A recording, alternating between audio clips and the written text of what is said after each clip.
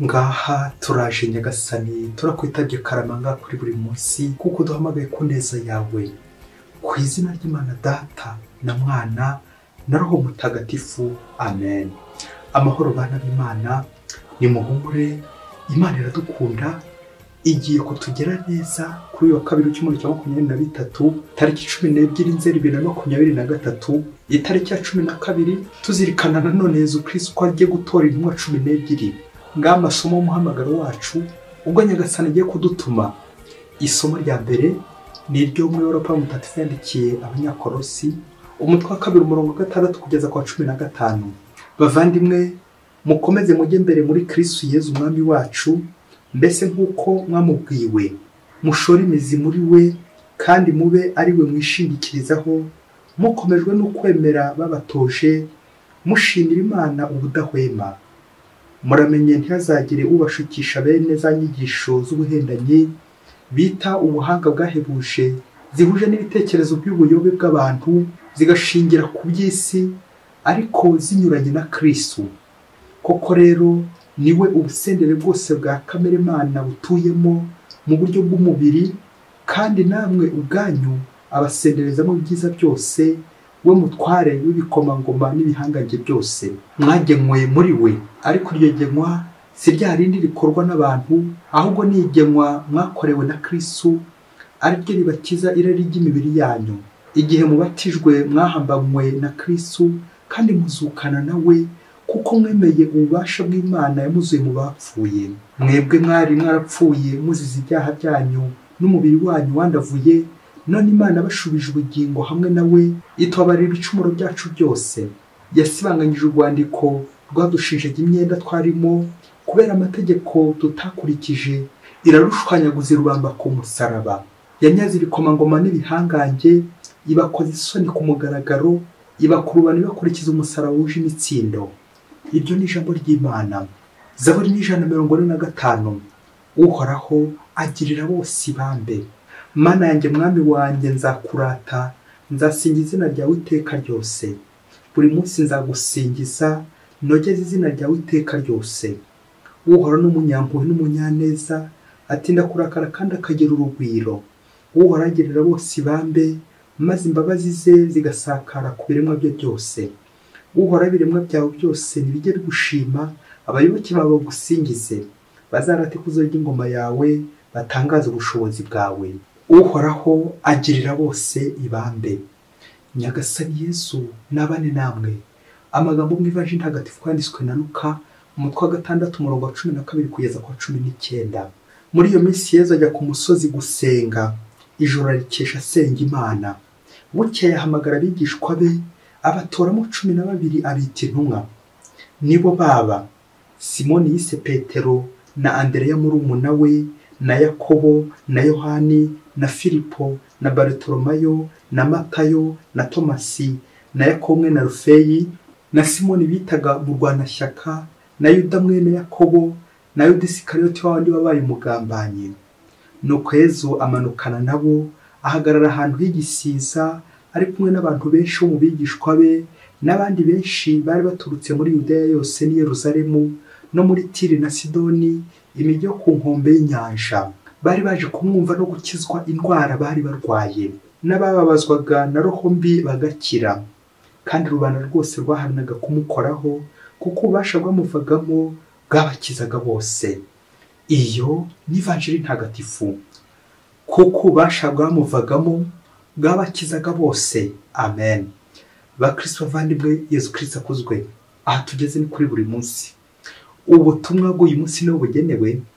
Niba nawe ko kumva roho yawe yarumiranye, niba wumva uri mu buzima bushaririye, niba wumva ubuzima urimo utabukunze, ubutumwa niwo bugenewe. Niba wumva uri mu muhamagaro ariko ukajya wumva koko uratsikamiwe, ukajya wumva koko umeze nk'aho inyagwa biri gukubaba, ukajya wumva koko utishimye, ukamva koko urakaye, ukajya wumva koko kubabaye buri gihe utsikamiwe, ubutumwa niwo bugenewe.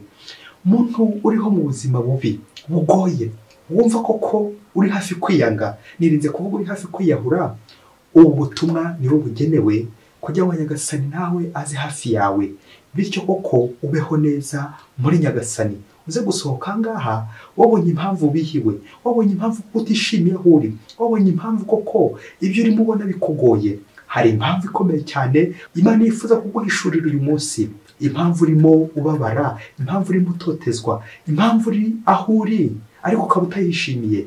Ubutumwa niwo bugenewe kuko Nyagasani agukunda. Baca umugani mu Kinyarwanda ngo ibitwenge by'inkoko bishirira mu kwayura. Ndifuza mbere yo gukubwira ubutumwa bukugenewe uyu munsi, nanjye anako nibwira twese twibwira, kubanza gukubwira nyine kwayura ahantu bituruka. Burya abantu benshi babonye uri kwayura wageze ngo hari ikindi bahita batekereza. Ngaho nawe utekereza iyo ubonye umuntu ari kwayura nk'ubu ndi kwayura, wahita utekereza iki? Komeza utekereze. Ndabizi wahita utekereza uti padiri inzara iramwishe. Ubonye nayuye niko wahita utekereza. N'abandi bose iyo tubonye bari kwayura duhita dutekereza ngo ni inzara, birashoboke ko baburaye, bishoboke ko bariho nabi. Twese duhita dutekereza inzara. Nyamara abahanga mu binyabuzima bemeza ko koko iyo fenomene, uko kwayura bituruka kuki? Bituruka kuri stress, bituruka ku munaniro. Ariko c'est manque d'oxygène, c'est la carence d'oxygène. Nuko oxygène iba yabaye nkeya, wa mwuka ko duhumeka wabaye mukeya. Umuntu yayura uko nyine ibihaha, oxygène itari gushyika mu bihaha, itari gukwira nyine mu byose imyanya y'ubuhumekero, nibwo uzabona umuntu ari kwayura. Bamwe rero tukamucira urubanza uti inzara iramwishe. Yego koko nibyo koko, ni inzara ya roho imwishe. Bishoboke ko arwaye na bwaki, kandi kwayura bishobora guturuka ku munaniro, cyane cyane umunaniro wagize, stress, ibibazo byinshi wagize. Yewe niyo nzara nayo ishobora kuziramo, cyangwa n'ibindi bibazo byinshi wagiye ugira, utabonye akanya ko kuruhuka, utakibona akanya ko guhumeka, ngo ukore ko oxygene ishobora kumuha ubuzima bwawe ikabura neza bikaza kurangira nawe uri kwayura. Mukristo muvandimwe uri kwayura, hari abantu benshi cyane koko bayura. Kwayura mwabyeyi mwe, ibitwenge by'inkoko bishirira mu kwayura. Inkoko nayo igigira gutya ikiranja ikaza kwayura kubera iki? Ishaka nyine guseka. Nawe wasanga koko guseka kwawe ari ukwayura. Nirinze kuvuga ari umunaniro wagufashe, ibibazo byinshi cyane ububihe aribwo koko wiganje wawe, bikazajya bituma koko buri gihe aho wicaye uri kwayura. Abantu benshi bati arwaye igifu, arwaye inzara, arababaye. Ariko icyo gifu cyaje kubera iki nyine? Kubera nyine ako gahinda ufite. Bishoboke ko oxygene itagishyika hehe, itagishyika hafi nyine mu bihaha byawe, hafi ku mutima, hafi n'ahandi hose mu mubiri wawe, oxygene yabaye nkeya. Uze kubicunga. Nabyo mutagatifu Padre Pio yavuze ati la prière est comme l'oxygène de la vie. Ngo isengesho bingana nyine ni nka oxygene y'ubuzima, ni nk'uwo mwuka nyine ubuzima buba bufite. Iyo umuntu adafite oxygene ntabwo nyine yabaho. N'umuntu nawe ko kagobye kumenya kuba adafite isengesho, ubwo nyine no gupfa byaziramo. Kuba nta gasengesho avuga, kuba adasenga nabyo byaziramo. Kubaho udasenga no gusenyuka. Ngire intego remezo hamwe n'amasomo tujye kuganiraho igiye kudufasha kwegera Imana. Ubuzima bw'umukristo n'ubuzima bw'isengesho. Tujye kuganira ku buzima bw'isengesho, la vie spirituelle. Tuze kureba ko utabaho nubwo wakwigiza, utabaho nubwo waba utunze ibintu bya mirenge, utabaho usenga ngo ubishobore, ntiwabishobora. Tuzabona ibintu byinshi cyane bisenyuka iwacu kubera iki? Habuze mu isengesho ku ntangiriro.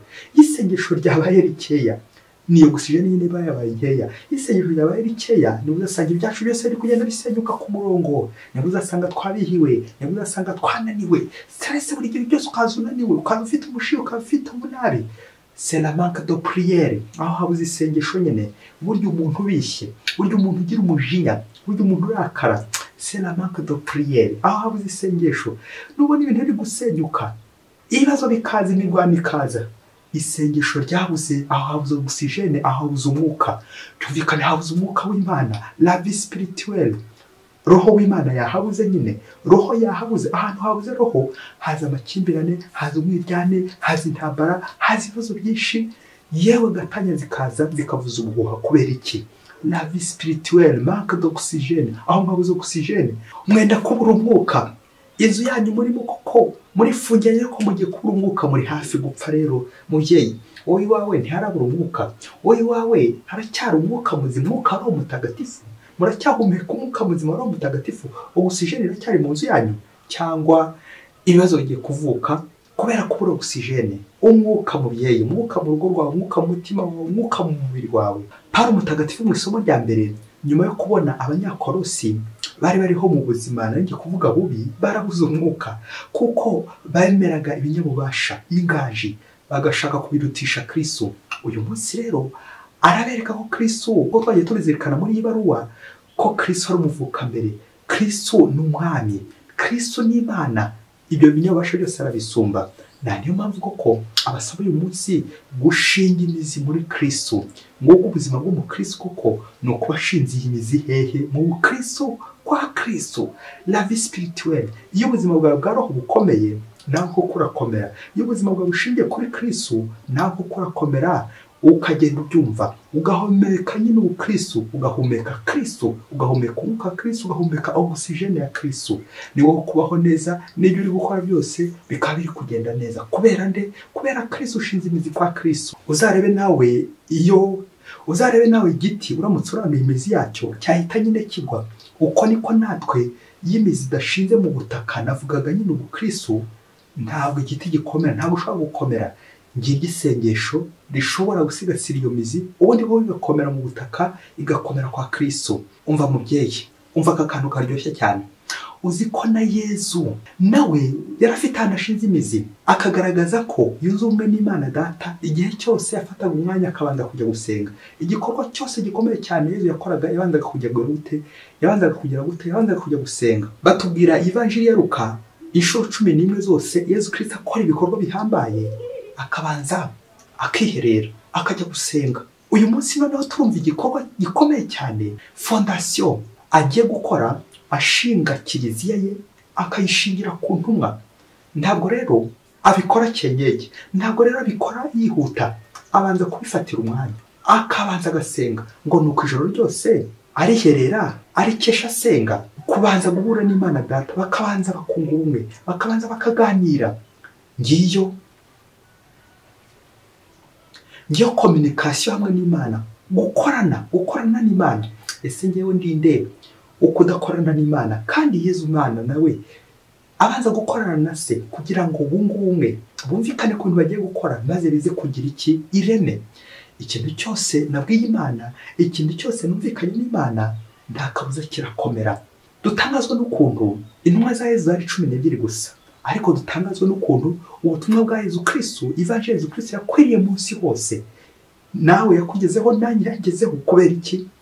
Kubera ko ishingiye kuri Kristo. Ikintu cyose gishingiye kuri Kristo, gishinze imizi muri Kristo, kirakomera. Nimahwe ntabwo giteze gusenyuka. Ese koko mu Kristo waba ute? Wakora iki utabanje kubwira Yezu, utabanje gushingira kuri Kristo? Nguko gushinga imizi muri Kristo, ubuzima bwa roho, ubuzima bw'isengesho, iyo bukomeye, naho koko bukomeye. Naho ubundi wakwihandagaza gute? Wakwihandagaza ute ugiye kubaka inzu niba utabanje kugisha inama Imana, niba utabanje gusenga, niba utabanje kwiherera? Wihererana n'Imana. Ariko washinga urugo ute niba koko utabanje kwihererana n'Imana? Yezu Kristo nawe mu Mana bwe yabanje gusenga, ahura n'Imana, barumvikana. Iyo collaboration bituma koko atora abafasha, abazamufasha. Intumwa 12 twazumvise bazirondora mu mazina, ntabwo ari kubusa, no kugira ngo Yezu Kristo koko igikorwa cyose ugiye gukora kibe kizwi n'Imana, n'izina ryawe ribe rizwi n'Imana. Nguko uko mu Kristo muvandimwe washinga urugo ute niba koko utabanje kuvugana na Yezu Kristo? Yezu Kristo abanza kuvugana n'Imana. Umufasha wawe Yezu Kristo arabizi ko mwabanje kubiganiraho. Umufasha ufite ni Yezu Kristo wamugushakiye. Umutwaro ufite, umugabo ufite, umugore ufite, uzagufasha. Ese mwabanje kubiganiraho n'Imana? Wanje gukora umwiherero mu Kristo muvandimwe. Niba umuntu muzabana utabanje kwihererana n'Imana, ngo ubanze umutura Imana, uzasanga yaragutaye, azaguta ku buriri, agute mu nzu y'ikodi, yigendere, kuko utabanje kumwereka Imana. Nukore mu Kristo muvandimwe, niba umuntu wawe muzabana, umuntu muzakora urugendo rure, umuntu muzabana ubuzima bwose, utinyuka ute kumuzana utageze ute? Watinyuka ute kumugeza mu rugo rwawe utaramusengeye, utarabanje gufata akanya ko kwiherera? Igikorwa cyose gifite ireme wakabanze kubanza kugira gute kugisengera. ngicyo Yesu Kristo koko atwingingira uyu munsi. Ntabwo ushobora gukomera umuhamagaro wawe niba koko udasenga, niba ubuzima bwa roho bwawe bujegajega, niba ubuzima bwa roho bwawe buri gutambukamo imiyaga kirabiranya n'indi mivumba myinshi. Ntabwo ushobora gushinga urugo ngo rukomere niba koko udasenga. Kubaho udasenga no gusenyuka. Impamvu ingo zacu zitamara kabiri zimwe na zimwe nuko buriya nta sengesho, ntabwo twiherera ngo dusenge. Impamvu imihamagaro yacu itamara kabiri nuko tudasenga. Naho umunsi umwe hirya kure cyane muri Afurika ngo umugore ibibazo byaramurembeje neza mu rugo rwe, abura aho yahungira, ashakisha hose aho yahungira arahabura. Nuko arajya kugisha inama kwa pere spirituel, ku mujyanama wa roho. Ageze ku mujyanama wa roho atangira amubwira uburyo bwose yabayeho mu buzima, abyiruka ari umukobwa, biza kugera igihe ajya mu bihaye Imana. Ageze mu bihaye Imana ngo baza kumubihiriza, bishoje ko bamufashe nabi, biza kurangira avuyemo. Ngo nuko ngo ageze mu rugo iwabo mu buzima nyine busanzwe butaruga bihaye Imana, ngo ageze tombora aza kubona umugabo. Muri ako kanya umusore araza aramutereta, muri ako kanya bahita bashinga urugo. Umusore wari ukize, ufite amafaranga, umeze neza, ufite n'inzu, ufite n'ibibanza, nuko araza aramutereta, bahita barashyingirwa, barabana. Ubwo rero uwo mugore ari kubwira mujyanama wa roho iyo nzira yanyuzemo, biza kugera igihe nyine amubwira ati ubu rero narije kukubwira ko uyu mugabo nyuma yuko nyine tubyaranye kabiri mbonye nta kwihanganira ubuzima turimo nawe. Uyu mugabo wanjye koko narije kukugisha inama uburyo koko nasaba gatanya, mbanje kunyura hano iwe kugira ngo ngire inama ukuntu ngomba gusaba gatanya kugira ngo dutandukane nawe, kuko ndabona dutabana ngo bikunde. Umugabo wanjye ni umusinzi, umugabo wanjye arara mu kabara kenshi, umugabo wanjye arara mu bihuru mu bigunda, mu ngeso mbi nyinshi cyane, ntabwo nakongera kubana nawe, ndi gushaka gatanya. Nuko amujyanama wa roho aramubwira ati mbere rero yuko ugiye gusaba gatanya, ngiye kugusaba gukora ikintu kimwe gusa. Nukigeraho noneho ndaguha uburenganzira nk'uko waje kubisaba, ubundi nkureke koko usabe gatanya, usabe divorce, ubundi wigenge wisubirira iwanyu nk'uko uje kubigisha mu inama. Wa mugore ategeza ikintu pere spirituel agiye kumubwira kugira ngo koko agikurikize. Nuko pere spirituel aramubwira ati umva rero ugiye kubanza gukora noveni iminsi 9 uyimara usenga. Muri iyo minsi 9 ine urayimara uri gusabira umugabo wawe, umusabire umutura Imana, umwereke Yesu. Iminsi yindi 5 uzaba uri gusabira divorce, muzakorana n'uwo mugabo. Gatanya ko kuyisabire, ubwira Imana ko mugiye gukora gatanya, uri kubwira Imana. Nanjye ntabwo nzicara, nzakomeza gusabire, nsabire n'umugabo wawe, nsabire niyo divorce, nsabire koko nuko mugiye gutandukana, ubundi koko uhite wigira wanyu usabe gatanya. Nuko wa mubyeyi nyuma yo kumva umukora agiye gukora, maze koko aragenda kugira ngo atangire noveni koko n'ibyo bisabisho byose. Metere ngo aramubwira ati nurangiza iyo minsi 4 usabira umugabo wawe, uzongera ubanze ugaruke hano iwanjye kugira ngo koko iyo minsi yindi 5 dufate intego nyine ko ari divorce kuko dukomeje dusabira. Nuko ngo wa mugore aragenda aratangira na noveni koko babyumvikanye na pere spirituel. Ngo ageze mu rugo mu munsi wa mbere ahura n'ibizazane bikomeye cyane, ubwo agomba gutangira nyine noveni. Nuko nyine bukeye mu gitondo ahita aza kwa pere spirituel, maze aramubwira ati umva rero wambwiye ngo sabire uriya mugabo, none se ko yaje koko yasinze, yaje yaboze, ubu koko nongere musabire? Pere spirituel aramubwira ati genda ukomeze umusabire. Nuko ngo ku munsi wa kabiri nanone ubwo wa mugore koko yaragiye gukomeza ya noveni asabira umugabo we, nuko wa mugabo n'ubundi yongera kumwereka igisura. Wa mugore nanone aza kwa pere spirituel, maze aramubwira ati umva rero pere spirituel, umugabo wanjye yaraye mu kigunda, ntabwo rwose noneho umusabire koko, musabire kandi kuko yaraye mu kigunda. Pere spirituel aramubwira ati genda umusabire nibwo gatanya izashoboka. Nuko ngo wa mugore n'ubundi aragenda. Ageze mu rugo n'ubundi asanga umugabo we yabikuje udufaranga yari afite, ubanza tujyanye mu ndaya iyo hirya mu gihuru. Wa mugore neza arababara, arashavura cyane. Nibwo koko agarutse asuye kwa pere spirituel aramubwira ati noneho byakomeye cyane, udufaranga twose yadutwaye nta nakamwe yasigiye, none koko nkomeze musabire? Pere spirituel aramubwira ati komeza rwose umusabire. Noneho bigeze ku munsi wa 4 wa mugore aragaruka aramubwira ati umva rero uyu mugabo sinamusabira, sinshobora kumusabira kuko umuntu ntiyankora ibintu bisharira nka biriya, ngo nongere nanjye nidegembye igenda mwereka Imana kandi koko ari nkora ibintu bisharira. Nuko pere spirituel amwitegereje ubwo bari bageze ku munsi wa kane bari bahanye, aramubwira ati mugore rero ngwino nkubwire, urabona ko gusenga koko bikunaniye usabira umugabo wawe, igihe udasenga divorce itishoboka. Ngero nifuje ko wakwiga gusabira n'uwo mugabo wawe ugasabira na divorce kugira ngo nunajya mu rugo uzabashe kwitwara neza koko umererwe neza. Naho ubundi ubuzima bwawe bwose ntabwo bushoboka. Kubera iki? Harabura isengesho. Ubwo utashoboye gusabira umugabo wawe bizakugora n'undi bizakomeza bikugore. Aha, ngiye impamvu nyamukuru yatumye koko ubuzima bwawe Imana bukunanira nuko butari ubwawe, ntiwigeze ubusengera, bwabuze mu isengesho. Ikintu cyose kikunaniye bene ubwo buryo nuko nyine nta sengesho wabanje. N'ubuzima hamwe n'umugabo impamvu butari kugushobokera, harabura mu isengesho, harabura mu mwanya w'isengesho. Niyo mpamvu koko no gusenga umusabira bikunaniye kuko nyine isengesho ryabuze. Ndifuza rero gusoreza gukantu nkubwira nti n'ubundi no mu rugo nujya ngo ugiye kuba iwanyu n'undi bizagukundira kuko nyine nta sengesho ufite, nta buzima bw'isengesho ufite. Ahantu habuze isengesho niyo mpamvu izi divorce zishoboka, naho ubundi hari isengesho niyo divorce ntiyakunda. Rero mwana wanjye, icyo ubura mu buzima bwawe kugira ngo bugende neza, ntabwo ikibazo ari umugabo ukugora, kuko nta namwe mu buzima wabaho ngo ubeho mu mudamararo utakugoye. Rero burya mwana wanjye, imihamagaro yose yo ibibazo, gushinga urugo hamwe ibibazo, kw'Imana hamwe ibibazo, hamwe ingorane nyinshi, ariko icyo turushaho twese ni ubuzima bwa roho, ni ukumenya kwitwara neza mu isengesho. Naho ubundi iyo nta sengesho rihari kizabikubwira ngizo za divorce, ngaya mahane, nguko gutongana, nguko umwiryane, nuko aho ngaho nta vie spirituelle ihari, nta oxygene ihari, habuze umwuka w'Imana, roho mutagatifu ari guhabura aho hantu nyine.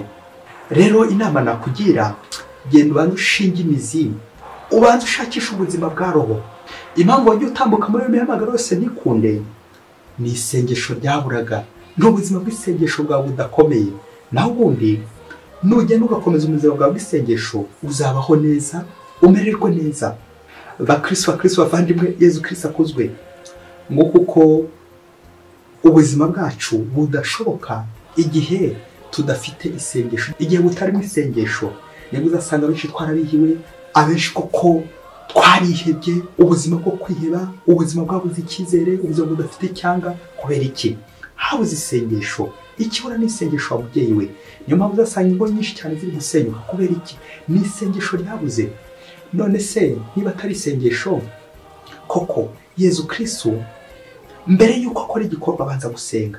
Wakwihandagaza ute ngo urashinga urugo utabanje gusenga, utabanje gukora umwiherero? Washakana n'umuntu tuzagufasha mu butumwa mu buzima bwawe bwose utabanje kumusengera? Kuko abantu benshi bijya bitunanira gusengera abo tuzabana, gusengera abagabo bacu, gusengera abagore bacu. Ati ndaje kumusengera koko kandi ari ruharwa. Aha, ahubwo ngaho ni utobo ubonye ikiraka gishyushye, gusengera abo bananiwe, gusengera bakunanije, gusengera bose koko bagendera mu ngeso mbi, ubusinzi, ubusambanyi, ingeso mbi z'ubusambo, ingeso mbi zo kubeshya. Ubonye ikiraka utombaye kugira ngo basabire koko, noneho koko ugahita ubishinguka mukabivamo. Nk'uko abantu benshi isengesho ryatunaniye, gusabira abandi, gusabira abanzi bacu, gusabira bagenzi bacu, gusabira abantu bose tutari kujyana, gusabira abantu bose batugoye. None koko niba utari kumusabira uragira ngo ubuzima bwawe buzaryoha bute? Umuntu adasenga arasenyuka, arasadara, no gusamara bitabuze byose. Isengesho niryo riduhuza n'Imana, tukunga ubumwe n'Imana, bityo aribyo dukoze nibwo bigenda neza. Washinga urugo ute niba udasenga? Wakwiha Imana ute niba udasenga?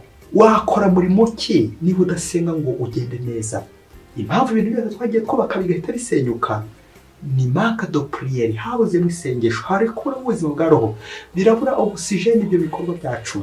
Iyo ahantu habuze oxygene cyakubwira haba hari umwijima, urumuri rurabura, ntiwacana buji ngo ibe yakwaka. Kubera iki?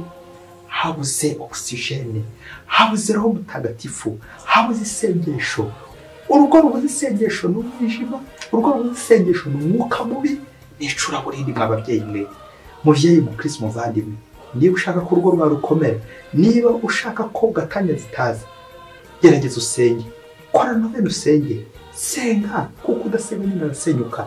Ingo nyinshi akagano gafate mu mutwe wawe mubyeyi, niyo divorce ritangiye kuvuza ubuhi wawe, icyo mubura ntabwo ari amafaranga mubuze, ntabwo ari ubukire mubuze, ahubwo mubuze ubuzima bwa roho, isengesho. Umuhamagaro ushobora kunanira, akejejwe nkabeshyira abagenzi banjye ati niba bari kumbihiriza we, ariko nuko ubuzima bwanjye bw'isengesho budakomeye, nta niyo mpamvu ko ntazigera nishima. Nzishima ryari? Igihe ndi mu Mana, igihe byose ndi kubyerekeza nashinze imizi muri Kristo, niba uko ndishima.